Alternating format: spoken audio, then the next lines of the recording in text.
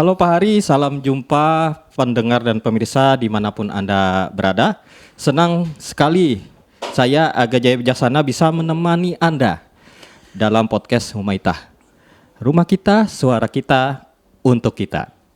Ya, selamat datang pemirsa dan pendengar di podcast Humaitah, Ruang Bincang santai tapi penuh informasi tentunya. Pada episode kali ini kita akan membahas topik yang sangat penting bagi kesehatan lingkungan kita, yaitu pencegahan dan penanggulangan penyakit hewan menular di Kota Palangkaraya. Menarik sekali topik podcast kita pada hari ini, dan juga bisa saya informasikan penyakit menular pada hewan bukan hanya berdampak kepada hewan itu sendiri, tetapi juga mempengaruhi kesehatan manusia dan lingkungan.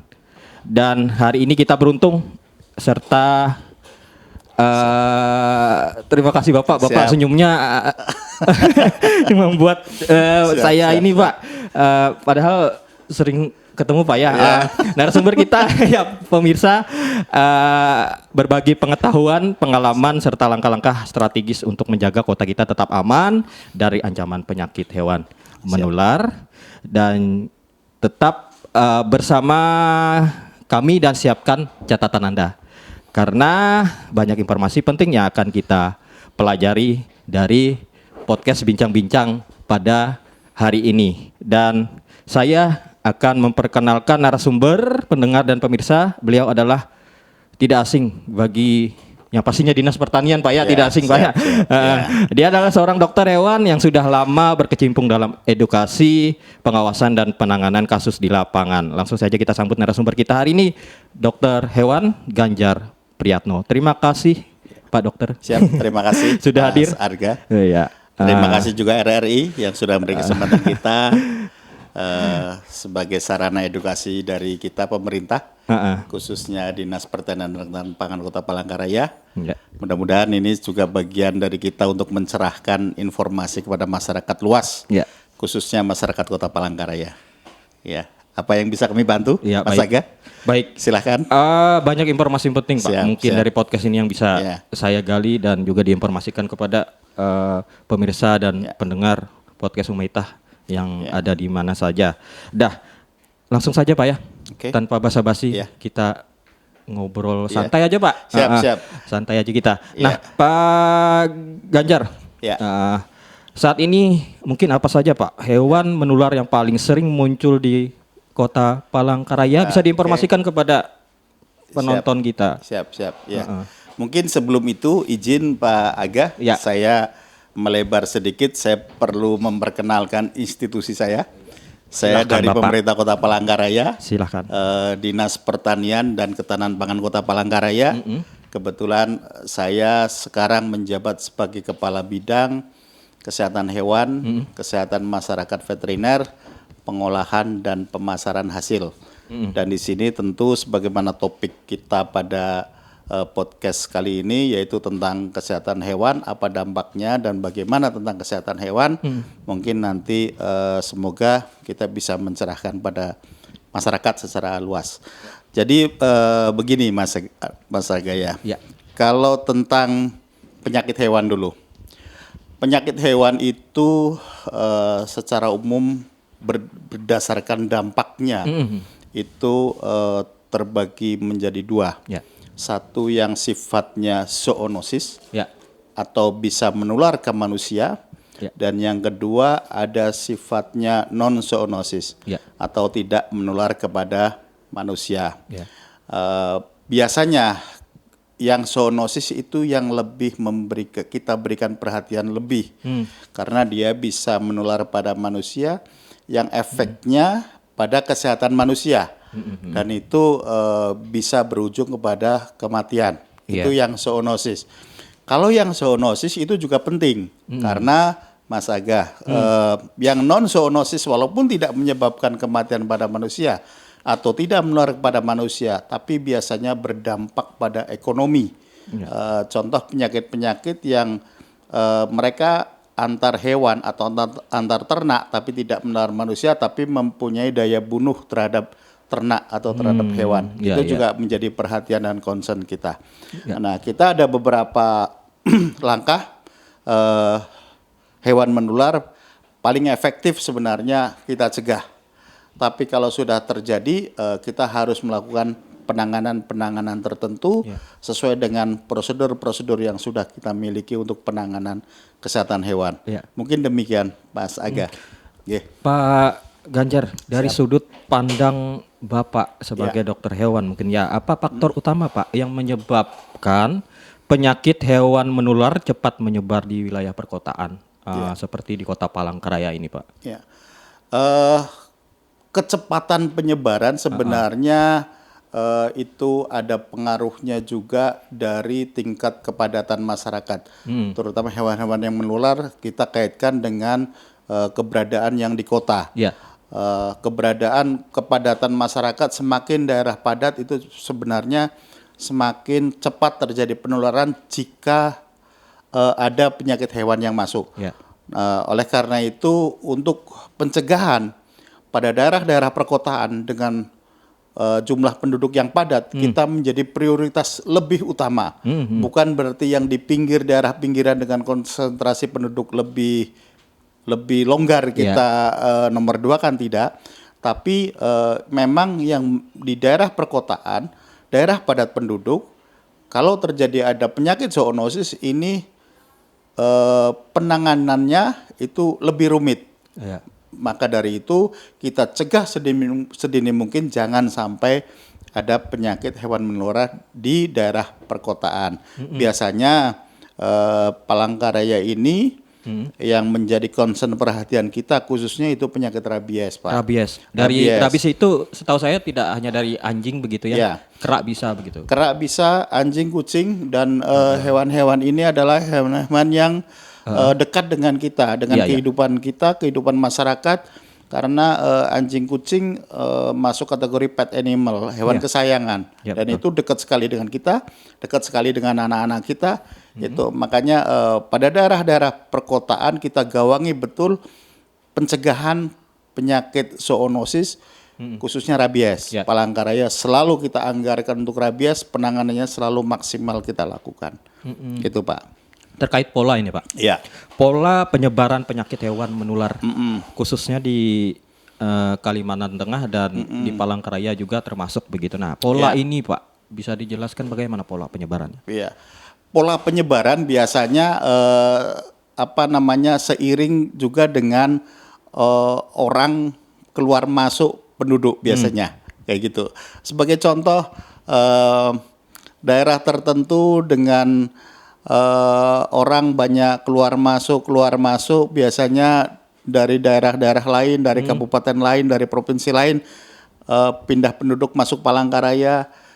Biasanya bukan hanya orangnya yang dibawa, hewan-hewannya biasanya dibawa. Sekeluarga Pak, sekeluarga termasuk hewan-hewannya biasanya dibawa. Nah, hewan-hewan yang baru masuk inilah yang sebenarnya kita perlukan kesadaran masyarakat untuk melaporkan ke kita kondisinya bagaimana, situasinya bagaimana, karena kita sudah mengupayakan secara maksimal untuk penanganan di dalam kota. Kalau ada hewan masuk yang kita tidak tahu statusnya, walaupun sebenarnya untuk melalu lintaskan hewan juga sudah ada aturan-aturannya, namun alangkah baiknya kalau membawa hewan-hewan masuk yang rentan terhadap penyakit zoonosis, tolong laporkan ke kita. Kita akan serta-merta langsung kita melaksanakan upaya-upaya melalui pemeriksaan dan tindakan-tindakan lainnya yang memang sesuai dengan prosedur yang ada di kami. Begitu, terkait Pak. Penularan hewan begitu Pak, penyakit yang dibawa oleh hewan mungkin ya. Saya katakan dibawa oleh hewan karena memang asalnya dari hewan ya. Betul. Nah, yang dilakukan dinas terkait atau dinas Bapak sendiri Pak terkait mendeteksi dini kasus penyakit hewan menular di masyarakat begitu. Yang pertama kita sosialisasi Pak. Kita sosialisasi itu yang pertama ke masyarakat bahwa hewan-hewan terutama yang sakit itu mempunyai ciri-ciri begini begitu. Sebagai contoh rabies. Rabies itu mempunyai ciri kalau dia takut dengan sinar matahari, kalau dia takut dengan air, kalau dia berperilaku tidak semestinya menggigit daun pintu, Iya. daun pintu ya Pak, bisa, bukan Pak, ya? daun yang lain ya, daun Daun apa, Pak? apa namanya biasanya sering itu daun pintu, kursi Iya, segala iya. macam digigit-gigit seperti itu tidak semestinya, dan dia takut dengan matahari biasanya, dia takut dengan air, kita patut curiga Pak. Oh. Kita patut curiga bahwa itu ada gejala rabies di sana. Nah, kita sosialisasikan dari gejala itu, kita sosialisasikan juga dari penanganannya. Penanganannya yaitu kalau sudah punya perilaku seperti itu, hewan kita jangan dilepas liarkan. Kita harus rantai atau kita harus kandangkan, kita lihat perkembangannya seperti apa. Kalau semakin ke depan gejala itu semakin menyolok, karena rabies itu sejak dia terinfeksi kurang lebih 2-3 minggu biasanya kematian Pak. Kematian. Jadi hewan kalau sudah terkena penyakit virus itu sulit sekali untuk disembuhkan. Iya. Makanya ada dari kita itu bilang kalau penyakit virus, penyakit-penyakit yang disebabkan oleh virus itu lebih efektif adalah pencegahan. Iya. Kalau rabies adalah penyakit virus, pencegahannya ya vaksinasi. Vaksinasi. Ya, makanya kita dorong masyarakat untuk kesadaran masyarakat untuk vaksinasi penyakit zoonosis khususnya rabies di Kota Palangkaraya. Karena Palangkaraya ini daerah endemis. Kalau sekali kita lepas dari vaksinasi rabies, kita berkeyakinan di tahun-tahun berikutnya pasti akan ada muncul penyakit rabies kasus ya. Penambahan kasus. Penambahan kasus pada hewan, dan yang kita takutkan adalah kalau sampai menggigit atau sampai menyerang ke manusia jadi penularan kepada manusia. Gitu Pak. Ini kan biasanya pada umumnya itu anjing Pak ya. Anjing kucing Pak. Anjing kucing, Betul. kera juga bisa Kera ya. bisa juga. Dan perilakunya sama seperti anjing juga. Sama gitu. Pak. Perilakunya sama. Satu lagi Pak yang juga menyolok, dia tidak mengenali tuannya. Oh. Tadi ya. Gigit aja gitu ya. Iya, dia tidak ganas terhadap tuannya. Padahal anjing kucing terhadap tuannya yang memberi makan, dia tidak ganas. Pasti tidak ganas. Tapi karena dia terinfeksi virus rabies dan virus rabies itu menyerangnya di otak, dia tidak mengenali siapa tuannya, siapapun pasti akan diserang. Itu sangat waspada. Kalau sudah masuk fase itu, sangat waspada. Ya. Gitu. Tadi disinggung masalah vaksinasi Pak. Oke. Nah, seberapa penting sih Pak menurut Bapak vaksinasi terutama kepada anjing, kucing Ya. untuk mencegah penularan penyakit ini Pak? Ya.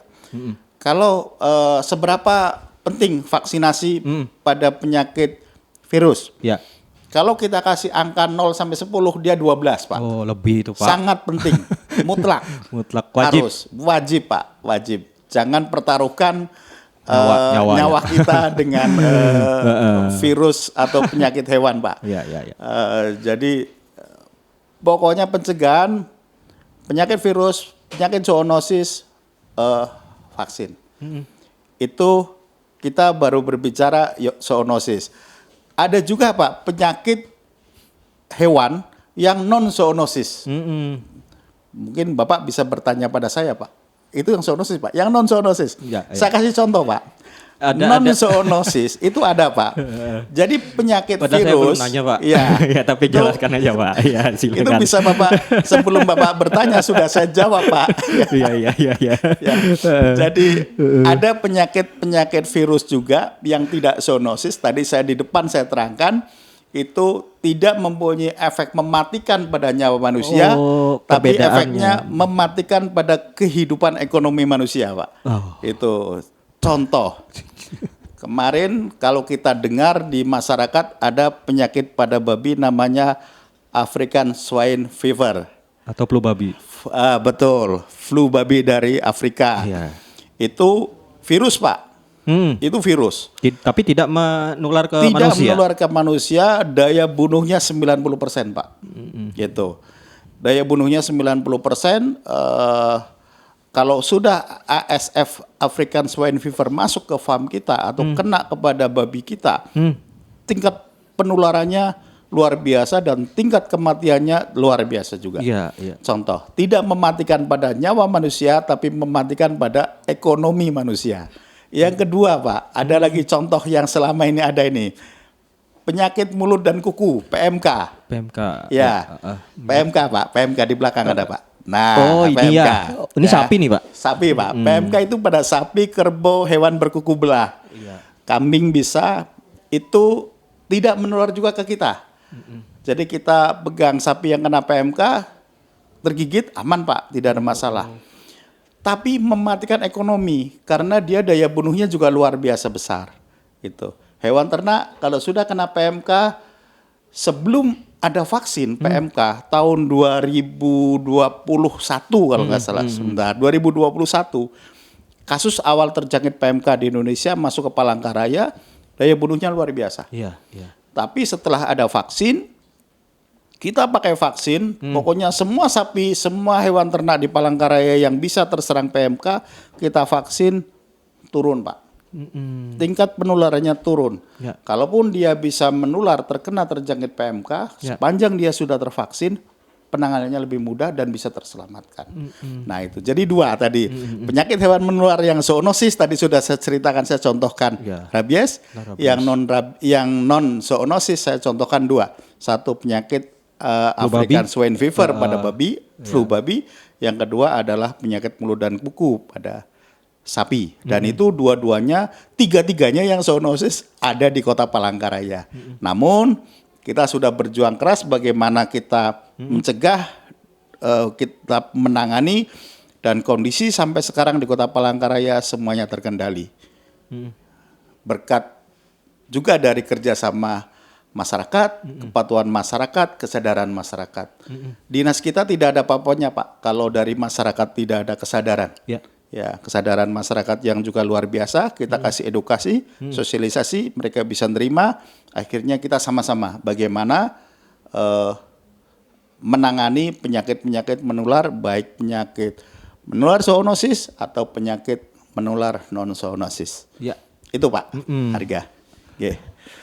Kalau ini Pak, kalau prosedur penanganan Pak, apabila ditemukan hewan mungkin dengan gejala mencurigakan seperti ciri-ciri yang Bapak sampaikan tadi Pak, di lingkungan warga apa tindakan Pak? Ya, jadi kalau contoh kita ketemu ada biasanya laporan. Ya. Laporan dari masyarakat di tempat kami ada anjing liar yang diduga rabies. Laporkan kepada kami Pak. Laporkan kepada kami Dinas Pertanian dan Ketahanan Pangan. Nanti bagaimana caranya kita akan membantu menghandle Pak. Menghandle di sana, kita juga nanti bisa minta bantu juga dengan instansi lain seperti Damkar atau seperti Satpol PP. Sama-sama kita bergerak bagaimana mengamankan si hewan ini Pak, si anjing. Setelah kita amankan, kita kandangkan. Tetap kita kasih makan, tetap kita kasih minum, perlakuan sebagaimana mestinya, namun kita perlu kewaspadaan dan kehati-hatian. Nanti kalau biasanya Pak, kalau sudah menunjukkan gejala yang menyolok, gejala sakit ini, biasanya Pak itu memang sudah sangat sulit untuk kita sembuhkan biasanya. Namun kita tinggal berusaha bagaimana ini tidak menyebar. Kalau anjing ini kena rabies, umpama tidak bisa untuk kita selamatkan, minimal dia tidak menyebarkan pada anjing atau kucing yang lain. Kita karantina, kita isolasi di kandang, sudah nanti dia akan pelan-pelan mati dengan sendirinya. Kita lakukan penguburan, dan yang paling penting adalah untuk memastikan bahwa ternak atau hewan piaraan ini kena rabies apa enggak, itu kita tetap analisa laboratorium yang paling terakhir. Nah, untuk rabies ini kalau sudah menciri ada kematian yang gejalanya seperti tadi saya sampaikan di awal, kepala Pak, kepala kita potong, kalau sudah mati terus dibawa ke lab. Itu nanti di sana beberapa hari kemudian akan muncul hasil. Ini positif. Berapa lama itu Pak? Hasilnya itu keluar Pak? Tidak lama Pak, 2-3 hari udah keluar. Oh iya. Dan laboratorium ada di Palangkaraya. Itu di bawah naungan Dinas Tanaman Pangan dan Hortikultura Peternakan Provinsi. Di provinsi ada di Palangkaraya untuk sewilayah Kalimantan Tengah. Dan ada lagi laboratorium yang di atasnya dari ini kelasnya yaitu di Banjarbaru. Di Banjarbaru yaitu Balai Veteriner Banjarbaru. Kita juga selalu koordinasi ke baik dari laboratorium di Palangkaraya ataupun laboratorium di Banjarbaru. Ya, Itu, baik. Pak. Siap. Saya Pak Ganjar mau tahu, Ya. selama bertugas di lapangan ataupun menangani kasus-kasus seperti itu, adakah tantangan dan hambatan begitu Pak? Baik dari masyarakat sendiri maupun dari pihak Ya. Bapak sendiri Pak, atau Ya. mungkin karena kehabisan anggaran, mungkin Oh. gas rem begitu. Kalau- Tantangannya begitu. Ya, tantangan yang pertama, Pak. Yang pertama tantangan kita adalah tantangan personil kita dulu, Pak. Kurang. Kita kurang personil. Kita ada dokter hewan 4 orang. Itu cukup nggak Pak? Se-Kota Palangkaraya Menangani Kota Palangkaraya Pak? ya sangat kurang, Pak. Oh, ya. Paling tidak 3 atau 4 lagi, Pak. Itu baru lumayan cukup. Paramedik kita juga ada berapa orang? Cuma 3 orang. Jadi dengan tenaga kerja yang tenaga teknis kita yang minim, bagaimana kita akhirnya semuanya menjadi gelandang, Pak. Gelandang serang nyerang semua, bertahan semua. Striker nyerang Kita juga nggak ada striker, kita Oh, nggak ada. Pokoknya pada kondisi apa kita harus menjadi striker kita ke depan, dan pada kondisi apa kita harus bertahan. Jadi kita all out seperti itu. Mungkin kalau ada 4 orang lagi, 3 orang aja mungkin nanti bisa berbagi, Pak. Jadi sekarang kita mensiasati dengan seperti itu. Terus yang kedua, Pak, kita kesadaran masyarakat sudah cukup bagus, Pak. Namun ada hal-hal kadangan insidentil saja, Iya. kadangan masyarakat yang cuek juga ada, Pak. Cuek ini gimana Pak? Cuek, contoh, kita itu punya program ini, Pak, vaksinasi rabies itu gratis, Pak. Ya. Door to door. Ya. Kita ada petugasnya se-Kota Palangkaraya, kita ada.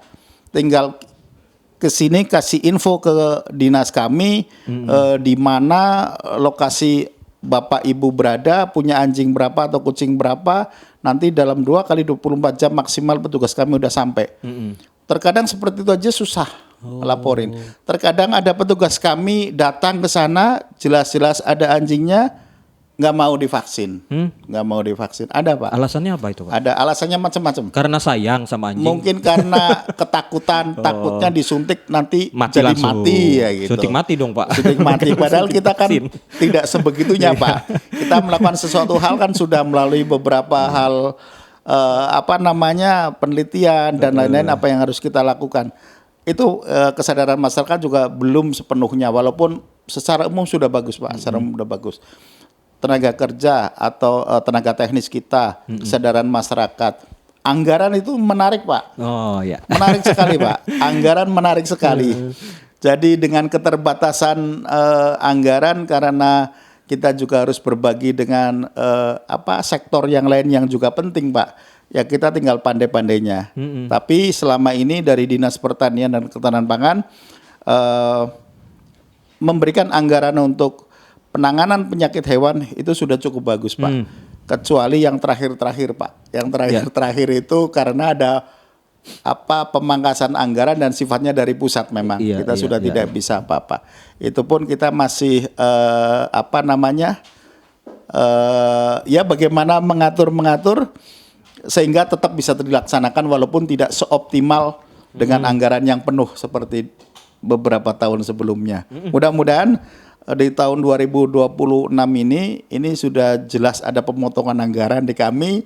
Kami juga sudah melakukan dengan pimpinan kita sudah sampaikan, dengan rapat dengar pendapat dengan Dewan juga saya sendiri hadir bersama Pak Kepala Dinas.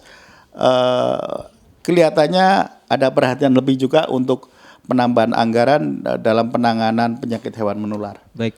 Ya. Pak, siap.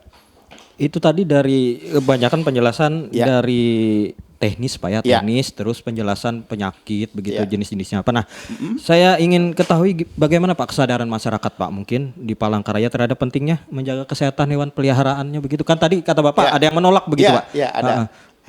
Apa Bapak sambil datang ke rumah itu langsung ayo suntik gitu. Biasanya begini, Pak.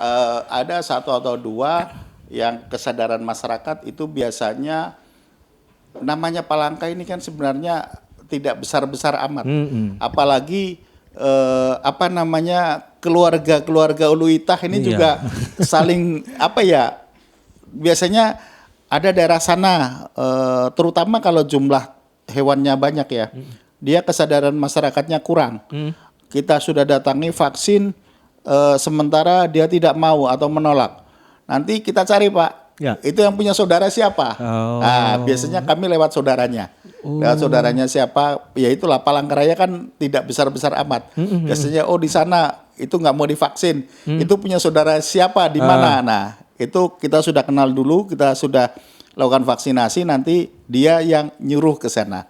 Biasanya begitu. Terkadang mungkin ya itu Pak, tadi saya sampaikan, mungkin awal-awalnya karena takut mungkin. Takut kalau kita suntik terus mati.